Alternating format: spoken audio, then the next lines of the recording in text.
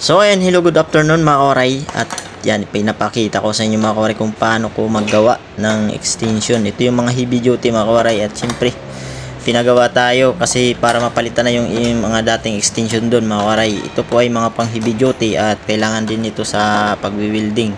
Kasi malakas nga yung hatak ng kuryente ng welding. Kaso nga lang mga koray, panglimahan lang tong saksakan.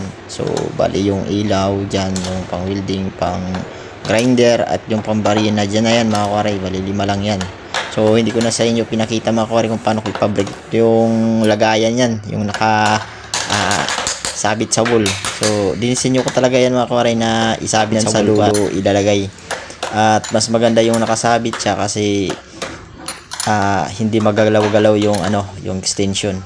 So ayan mga koray, papakita ko sa inyo kung paano ko ginawa yung box na yun at nilagay ko yung pinabrikit ko. Ayan o. So bali may channel yan mga kawaray at nilagyan ko ng clamp. So ayan ang design mga kawaray o. Diba? Ganun lang mga kawaray. Ganun lang kasimpleng gawin yung bagay na gusto natin magawa. So ayan o. Tawang-tawa yan si Buyo Waray. So hindi pa yan tapos mga kawaray at syempre i-install pa natin yung wire dyan.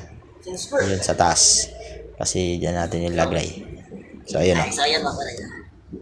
At so ayan mga kawaray. Yan, papakita ko sa inyo. Ganyan. Kaya naman mga kawaray, salamat. Thank you for watching.